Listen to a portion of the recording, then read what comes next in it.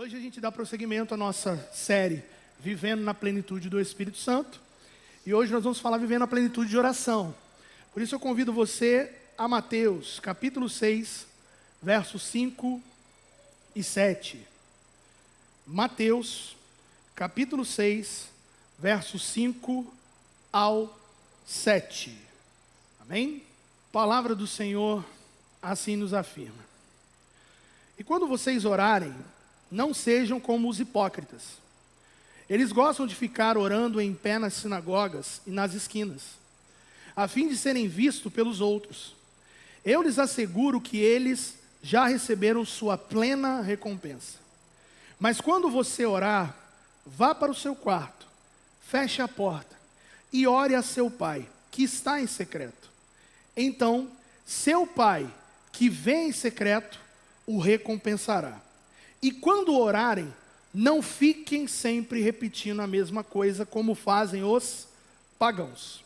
Eles pensam que por muito falarem, serão ouvidos. Mais uma vez, curva sua cabeça, feche seus olhos, vamos orar?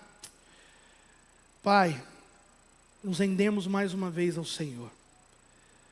Ansiosos, ó Pai, por continuar ouvindo a Tua voz.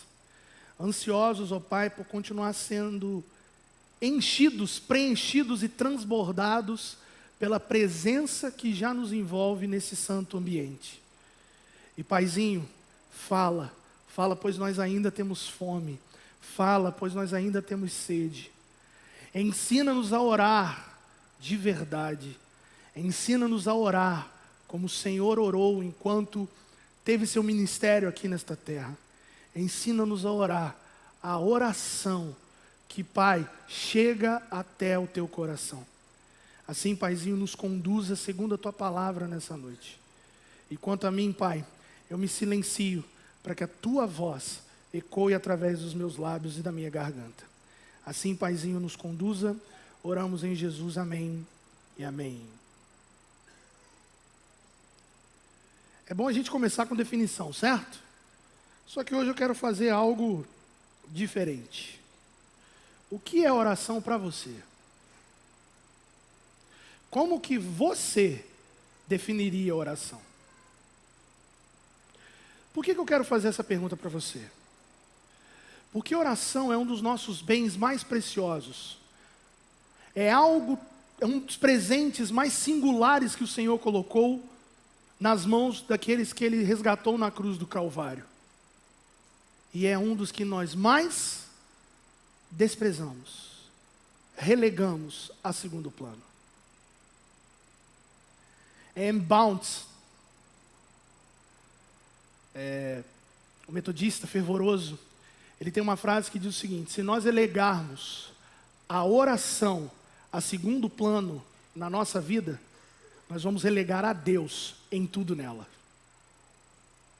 Se nós deixamos a nossa oração, a oração em segundo plano, nós estamos deixando Deus fora de todo o resto. Por isso que eu estou perguntando para você hoje, no começo dessa prédica, o que é oração para você? Qual é a sua definição de oração? Talvez a sua displicência, a minha displicência na oração, é justamente porque não definimos bem a oração. A oração é apenas uma disciplina espiritual. Não é apenas uma disciplina espiritual. A oração é algo onde eu peço tudo o que eu quero para Deus. Não é isso. A oração é muito mais do que isso. Recentemente na classe dos adolescentes na EBD nós dissemos isso, né? A oração é a água que mata a sede da nossa alma. Se a palavra é o pão que mata a nossa fome, a oração é a água que mata a nossa sede. Repense aí, qual é a sua definição de oração? Vamos pelo início então. A primeira tarefa do cristão é orar, pura e simplesmente isso. Oswald Chambers disse isso. Então qual que é o fim último do homem? Adorar a Deus e desfrutar disso para sempre. Todo mundo bom no catecismo aí, muito bem. Mas a nossa primeira tarefa é orar. Nós precisamos viver uma vida de oração. Existe um hino da APA, vou citar outro aqui daqui a pouco, que diz assim: Jesus teve completa vitória porque sempre viveu em oração. Jesus é o nosso maior exemplo de oração. Eu não consigo enxergar na Bíblia alguém que orou mais que Jesus. Tudo bem, a gente leva a disciplina humana de Daniel de orar 3 vezes ao dia. Mas Jesus passava o tempo inteiro orando. Jesus vivia em oração, por isso o seu ministério foi tão profícuo, como nós conhecemos segundo os evangelhos. Aí eu e você, mortais simplesmente relegando a oração a segundo plano, não devemos fazer isso. Não se esqueça que a sua primeira tarefa é orar. George MacDonald: se você não abrir a porta da sua mente para Deus de manhã, em oração, pouco produzirá durante todo o dia. Eu sei que você já teve dias assim, então vamos lá. Pensa naquele dia que você acordou em cima da hora, tá bom? Foi engolindo o café enquanto se vestia, saiu e não teve um tempo de oração. Pensa aí como é que foi o seu dia. Ó, uma meleca. Não é? Justamente o que está sendo colocado aqui. Mas também reflita sobre o contrário. Pensa naquele dia em que você se dispôs a acordar um pouco mais cedo, tirar um tempo de presença com Deus, passar ali momentos de oração, de leitura da palavra e depois saiu para o seu trabalho. Não importa quantos abacaxis, pepinos, tretas, tudo que você conseguiu resolver, foi um dos seus dias mais produtivos e você pouco se cansou. Olha o poder que a oração tem para nós. Então fica esse conselho para nós. Se você não abrir a porta da oração de manhã, esquece, seu dia já está perdido. Tanto é que, enquanto os valentes estudavam Êxodo, né, o incenso era queimado no início do dia e no fim do dia. Incenso é oração, adoração. Então o judeu, ele fazia isso, né? Ele começava o dia orando e terminava o dia orando, ou melhor, adorando. E nós também precisamos fazer assim. Começar o dia orando, passar o dia orando, terminar o dia orando, e Deus nos acordar de madrugada para orar um pouco mais. Há crentes nessa casa, aleluia. Então fica essas 2 primeiras frases aqui. Já que eu falei de Jesus, o nosso maior exemplo de oração, a vida de oração de Jesus nos mostra quais são os propósitos de oração. Lucas capítulo 6, verso 12, diz o seguinte: num daqueles dias Jesus saiu para o monte a fim de orar, e passou a noite orando a Deus. Esse capítulo aqui de Lucas, pouco mais à frente, ele vai escolher os 12. Então, antes dele escolher aqueles 12 que seriam os seus discípulos, Jesus fez o quê? Orou. Antes de uma grande decisão, Jesus orou. Antes dos grandes adventos que aconteceria com ele na cruz do Calvário, o que Jesus estava fazendo no Getsêmani? Orando. Antes das grandes manifestações, a multiplicação de pães e peixes, a expulsão da legião, o que Jesus estava fazendo? Orando. E Jesus, com essa vida de oração, nos ensina quais são os propósitos de oração. Primeiro, o propósito de oração é ter comunhão pessoal com Deus. Não é o seguinte: eu conheço Deus, eu sei quem é Deus de teoria, mas sim de prática. De conhecer pessoalmente, de poder nos achegar a Ele, como nos afirma Hebreus, sem medo, pelo novo e vivo caminho que foi feito no sangue de Cristo Jesus. Será que hoje nós estamos conhecendo quem é Deus pelo que os outros nos dizem? Pelo que é pregado? Ou será que nós podemos dizer que conhecemos Deus pela nossa comunhão pessoal com Ele através da oração? Segundo propósito da oração, para conhecer mais intimamente o Pai. Isso aqui eu acho espetacular. Você chama Deus de amigo? Deus é seu amigo? Agora vem a pergunta mais importante. Deus pode dizer que você é amigo dele? Comunhão pessoal, intimidade. Eu vou exagerar um pouquinho, só para que você entenda. É poder chamar Deus de você. Eu explico. Você só chama você quem você conhece. Você só chama alguém de você se você conhece aquela pessoa. Estou eu passando pela rua tranquilamente, aí vem um desconhecido, você. O que aquela pessoa vai virar para mim? E eu, hein? Te conheço? Não é? Geralmente a gente diz o quê? Senhor, por favor. A gente chama atenção de outra forma. Mas você é só quem nós conhecemos. Não é questão da nossa falta de reverência, é questão da intimidade que temos com Ele. É claro que aqui, na nossa celebração, a gente vai usar da reverência que nós temos. Mas será que lá no nosso secreto, a gente ainda, vou usar, já que o pastor usou na 17, eu já, né? Augusto e soberano Senhor, magnífico, magnânimo, excelente, excelso. Está vendo? Tudo conhecendo. Ou será que nós chegamos diante dele, Paizinho? Meu Pai. Terceiro propósito da oração: discernir e fazer a vontade do Pai. Aqui nós encontramos um grande problema do evangelicalismo brasileiro. Talvez nós sejamos experts em discernir a vontade de Deus. O problema é que a gente discerne e não faz. Ou a gente faz sem discernir. Como que eu vou discernir e fazer da forma correta? Orando. Comunhão pessoal, intimidade para saber qual é a vontade dele e fazer exatamente o que ele quer que nós façamos.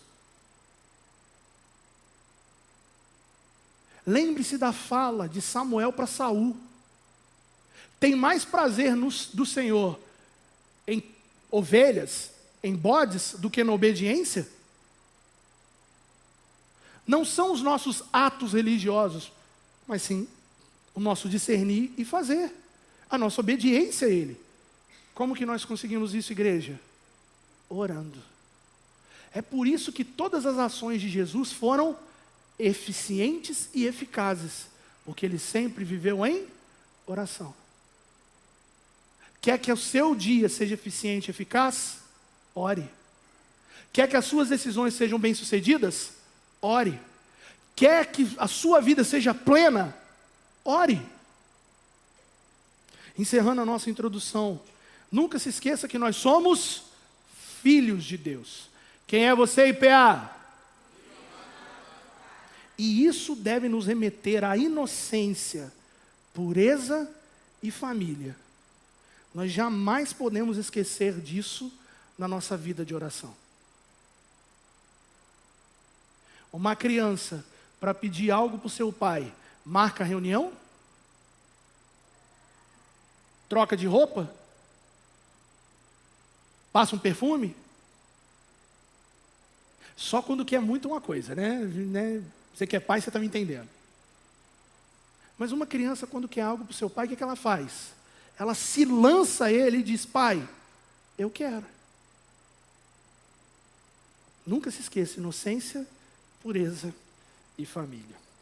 O texto que nós escolhemos para essa noite fala dos elementos fundamentais, ou os fundamentos essenciais da nossa vida plena de oração. E é isso que eu quero conversar com você nos minutos que nós ainda temos. Quais são esses fundamentos essenciais da nossa vida plena de oração? Se você quer ter essa vida plena, veja esses fundamentos. Primeiro fundamento: verdade. Verso 5 do texto que lemos. E quando vocês orarem, não sejam como os hipócritas. Eles gostam de ficar orando em pé nas sinagogas, e nas esquinas, a fim de serem vistos pelos outros. Eu lhes asseguro que eles já receberam a sua plena recompensa. Jesus aqui, ele está expondo um contraste significativo. Qual é o contraste?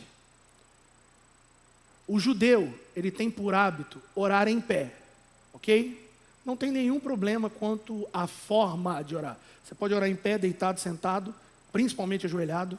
O importante é a sua essência em oração, é a sua intimidade em oração, ok?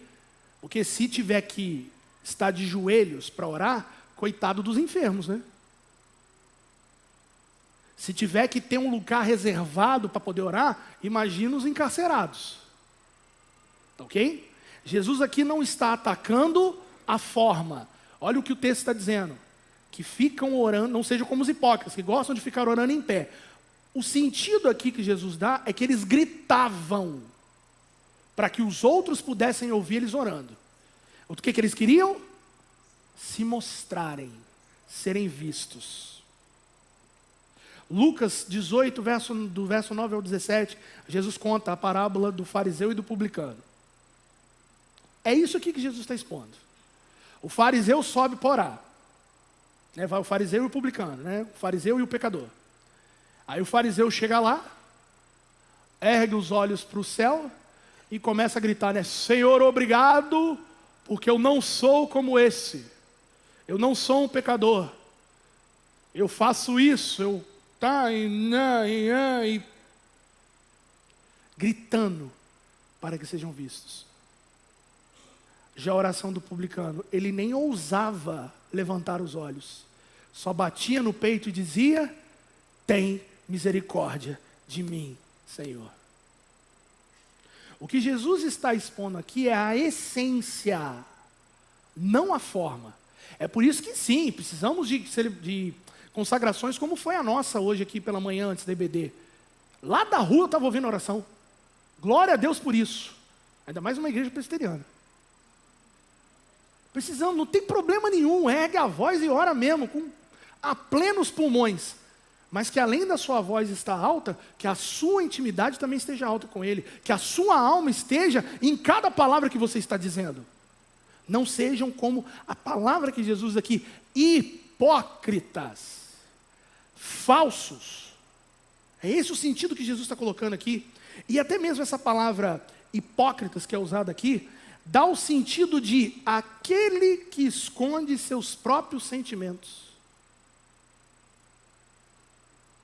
Eles falavam, mas o coração deles não estava em nenhuma daquelas palavras. Quantas vezes nós não fazemos a mesma coisa, A gente ora para se amostrar e esquece de colocar o coração nas orações. A gente transforma a oração em obrigação. No dia que você orar por obrigação, em nome de Jesus, para de orar na hora. Ora por relacionamento, por comunhão, intimidade, aquilo que nós colocamos nos propósitos aqui. Não sejam hipócritas, não escondam os seus sentimentos. Às vezes você vai chegar diante do Senhor com o seu coração deslacerado. Uma pessoa que está com o seu coração deslacerado deve fazer o que diante do Senhor? Senhor, abençoa a minha família, abençoa o meu emprego, abençoa a minha igreja. O que uma pessoa de coração deslacerado deve fazer em oração? Gritar. Expõe sua dor para Ele. Senhor, está doendo. Eu não aguento. É isso que o Senhor Jesus está dizendo. Não sejam como os hipócritas. Rasguem o coração diante de mim. Ele já conhece o nosso coração. A gente vai esconder dele como? Se eu subir aos céus? Se eu descer ao Hades? Se eu no fundo do mar? Aonde for, Ele me conhece, Ele me sonda. Aí eu vou esconder o coração? Aí eu sou hipócrita duas vezes. Estou tentando enganar Deus e estou me enganando. Não esconda seus sentimentos para Deus. Se o seu sentimento é de vergonha por uma queda, diga isso para Deus. João nos afirma isso em sua epístola. Filhinhos, não pequeis, mas se vocês pecarem, saibam que tem um advogado. O que o Senhor está dizendo assim, filhinhos, não faça como Adão no Éden, pecou e fugiu de mim. Filhinhos, se você pecar, não peca, mas se acontecer, corre para mim. Eu sei como resolver. E corremos para Ele em verdade. Pai, pequei contra o céu e contra Ti.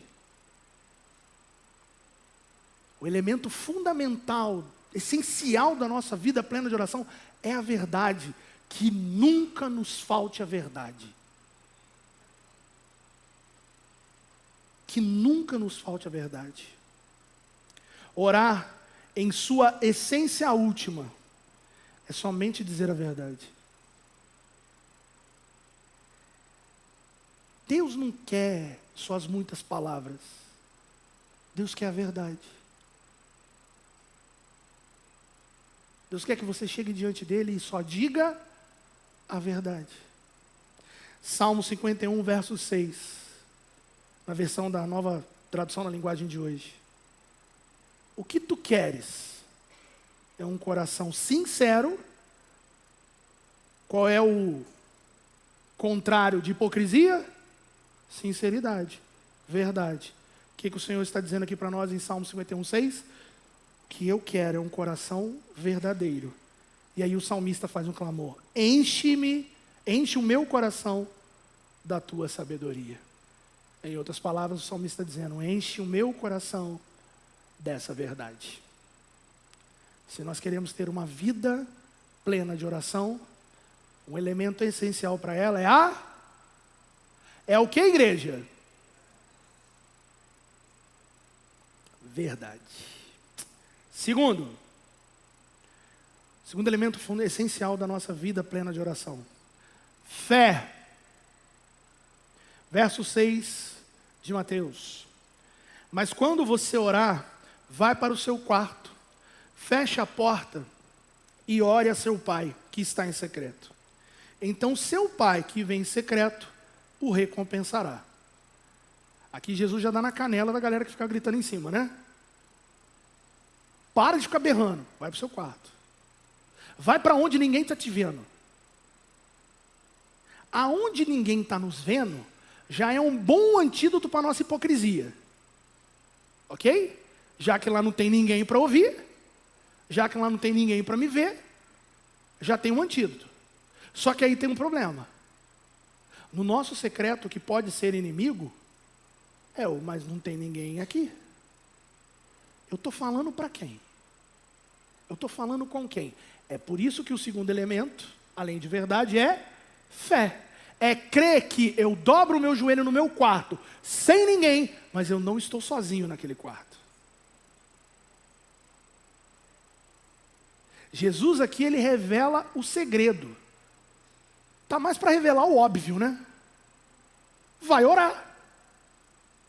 E o que é mais singular, Jesus demonstra que o campo de treinamento da oração é o nosso quarto. Ou em outras palavras, é o nosso secreto. O que eu falo em público foi gerado no secreto. Talvez eu não esteja tendo palavras no público, porque eu não estou gerando elas no secreto. Na minha vida de relacionamento pessoal, intimidade com Ele, na minha vida de meditação da palavra. Vou pegar um pouco pesado, tá? Vou pegar um pouco pesado. Você está numa celebração como essa, abençoada. Amém? Aleluia, glória a Deus. Deixa eu pegar alguém aqui. Se eu viro... Só porque você levantou o dedo, tá? Se eu vir assim: Elô, ora agora. Muitos de nós falam assim: agora? No meio do culto? Não oro não. Que isso, não ora outra pessoa. Sua timidez não serve de desculpa não, tá? Porque qual é a primeira tarefa do crente? Orar. Sabe qual é a única coisa que a nossa negativa demonstra? Que nós não temos secreto. Porque quem tem secreto não tem medo de orar em público. Quem tem vida de intimidade com Deus não tem medo do público. Ah, pastor, mas eu sou muito tímido. Tudo bem. Como diz pastor Lucas, né? Deus também é Deus dos tímidos. Amém, Jean? Muito obrigado. Já que eu falei dele na pregação. O Senhor é Deus dos tímidos. E o Senhor Jesus está dizendo aqui para nós: vai para o secreto, vai treinar. Você não consegue falar em público, vem falar comigo. Eu vou te dar as palavras. Eu vou te encher delas para que quando for necessário. E o mesmo Senhor fala para nós: não fiquem atemorizados. Quando perguntarem alguma coisa para vocês, eu vou dar para vocês. Mas como que Ele vai nos dar se nós não enchemos a nossa bagagem dEle? Eu falei que ia citar hino da harpa, né? Então vamos lá. Quarta estrofe do hino 126 da harpa cristã, chamado Bem-aventurado. Diz assim: quando aqui as flores já fenecem, as do céu começam a brilhar. Quando as esperanças desvanecem, o aflito crente vai orar. Os mais belos hinos e poesias foram escritos em tribulação, e do céu as lindas melodias se ouviram na escuridão. Está falando o que aqui, gente? Secreto. Quando o coração está apertado, você não grita em público, você grita no secreto. E é lá no secreto que as lindas melodias são ouvidas. Escutadas ia ficar feio pra caramba, né? Que as lindas melodias são percebidas. O Senhor está dizendo para nós: voltem para o secreto.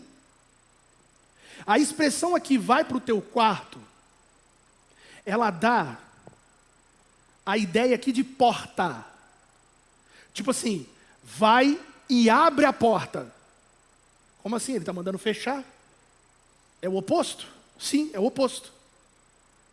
Não é abrir a porta que os hipócritas estão fazendo, é abrir outra porta. E quais são as portas aqui? Dá-se a ideia, a porta para as ovelhas, não a porta das ovelhas. Havia lá em Jerusalém uma porta chamada Porta das Ovelhas. Mas essa porta para as ovelhas é onde as ovelhas tinham livre acesso para sair e entrar. O que isso mostra para nós na nossa vida de oração? Segurança. Porque quando as ovelhas olham para aquela porta, elas se sentem seguras. Qualquer problema, ela corre para aquela porta. Ok? Amém, igreja? Já deu para entender, né? Qualquer problema, corre para a porta da oração. Perfeito. Segunda porta, uma porta aberta. O que significa uma porta aberta? Aí vem aquela famosa anedota antiga, né? Da época do nosso presbítero Elias, né? Do auge dos seus cabelos platinados. Por que o cachorro entrou na igreja? Ele viu uma oportunidade. E é justamente isso que o Senhor está falando. Aproveita a oportunidade. Orar é aproveitar a oportunidade. Terceira e última. Porta do reino de Deus. É óbvio, né? A oração é a chave do reino. O Senhor já nos mostrou isso. E sabe o que essa porta aqui significa para nós? Aceitação. Só é bem-vindo no reino aqueles que são. É por isso que aqui todos na nossa família são bem-vindos, porque são aceitos. Vamos lá? O nosso bordão, 1, 2, 3 e... Nossa, que horrível. Vamos melhorar, né? Está gravando, gente. Então vamos lá? O nosso bordão, o nosso lema, o nosso tema, 1, 2, 3 e... Porque você é aceito. Olha o sentido de oração como amplia para nós. E é por isso que tem que ter fé. Orar sem fé é apenas falar para ninguém ouvir. A primeira coisa que você precisa ter ao orar é verdade. A segunda, fé. Fé de que você não está falando para as paredes. Hebreus 11, verso 6. Sem fé, ninguém pode agradar a Deus. Porque quem vai a Ele, quem ora, quem pede, quem quer intimidade com Ele, precisa crer que Ele existe. E recompensa os que procuram conhecer melhor. Que fantástico. Oração. Primeiro elemento essencial da nossa vida plena de oração, verdade. Segundo elemento, fé. Terceiro e último, simplicidade. O terceiro elemento essencial da nossa vida plena de oração é simplicidade. Verso 7 de Mateus. E quando orarem, eu amo essa expressão. Eu amo essa expressão. Quando denota o seguinte: você não precisa ter tempo, mas se você se colocou, melhor dizendo, em oração, é isso aqui. Não fiquem sempre repetindo a mesma coisa, como fazem os pagãos. Eles pensam que por muito falarem, serão ouvidos. Sabe o que Jesus aqui está atacando diretamente? O rezar. Eu estou pegando a palavra rezar, não o ato, ok? Porque conheço pessoas que rezam fervorosamente. E jamais vou dizer que não há sinceridade ali. Porque quem conhece o íntimo e o coração é o próprio Deus. O que o Senhor está falando aqui, eu vou até pular aqui. A palavra ali que é usada dá a ideia de gaguejar. Como? Criança birrenta. Isso vai ficar tão legal no vídeo. Eu quero.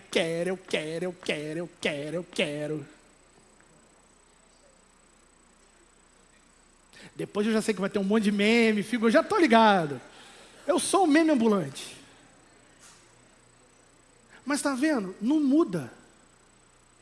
Não há uma palavra nova, não há um desejo novo. É sempre a mesma coisa. Parece que ela está o quê? Gaguejando, né? Parece que não sai. Está prendendo. A hipocrisia, a falta de fé vai gerar isso aqui. E o Senhor está combatendo a paganização da oração.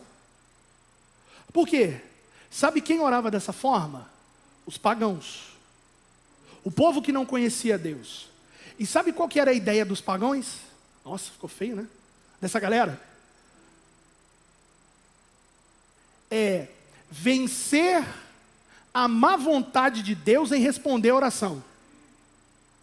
Então eu vou ficar lá insistindo, porque aí assim, nem que seja pelo cansaço eu venço a Deus. Aí o Senhor está dizendo aqui no fim, eles pensam que por muito falarem, serão ouvidos. Deus não se cansa. Como é que a gente vai vencer ele no cansaço pelo me dá, eu quero. O sentido aqui não é a questão de usar o mesmo motivo em várias orações. Não. Quantos aqui estão há 5 anos orando por uma conversão? Pelo menos 5 anos. 10?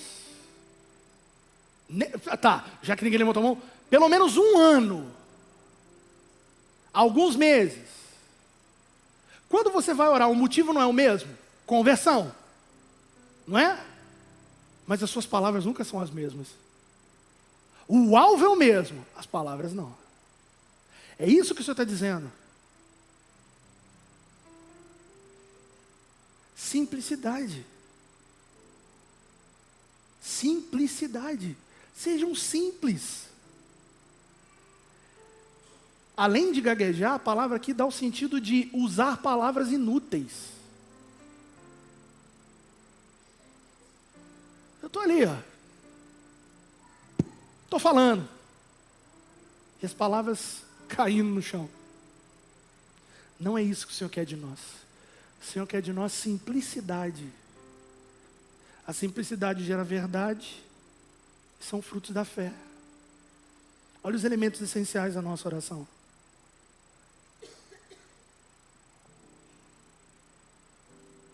Antes de eu encerrar, está com a sua chave aí? Posso ouvir um amém, igreja? Está com a sua chave aí? Pega a chave aí. Pode pegar. Pegou a sua chave aí? Aí os pentecostais assim, vai ser um ato profético. Não, tem nada de ato profético, é só ilustração. É só ilustração. A chave que você está na mão. A chave que você está na mão. Abre a porta da entrada aqui da igreja. Abre a porta lá da calçada. Abre a porta da mídia. Se a sua não é nenhuma dessas, não abre. Mas por que ela não abre? Ah, porque não é a porta certa. Já é um princípio. E por que é um princípio? É porque essa chave não tem o formato da fechadura da porta. Somente quando for do mesmo formato, vai se encaixar e vai abrir. A oração não é algo terreno. A oração não é algo natural. A oração é algo sobrenatural. A oração é o presente de Deus, é a chave da porta dos céus. E ela se encaixa perfeitamente na porta do céu.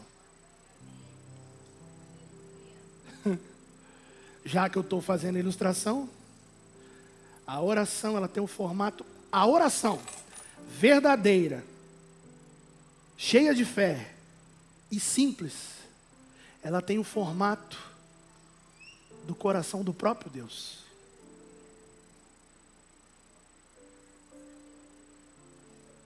Quer conhecer o coração de Deus?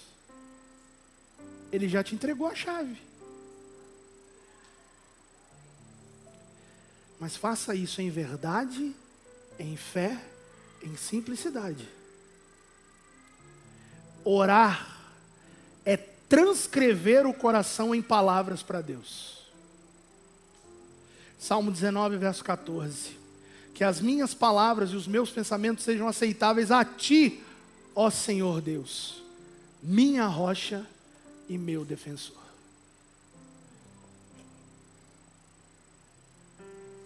Geralmente, o simples não erra. O que é melhor? Um churrasco ruim ou um arroz com feijão bem feito? A escolha é sua. Você prefere carne dura? Ou você prefere aquele feijãozinho temperadinho? Eu estou falando isso às 8h15 da noite, todo mundo morrendo de fome. Eu estou encerrando. Geralmente o simples não erra.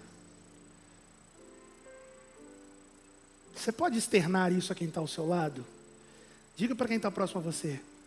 Faz o simples. Vai orar.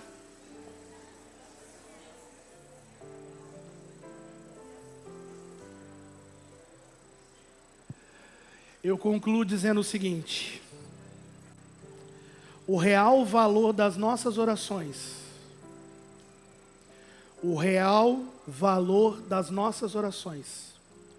não é determinado pelo número delas, mas sim pelo peso que elas têm. O real valor das nossas orações não é determinado pelo número delas, mas sim pelo peso que elas têm. Então, que em nome de Jesus, as nossas orações sejam cheias de verdade, de fé e simplicidade.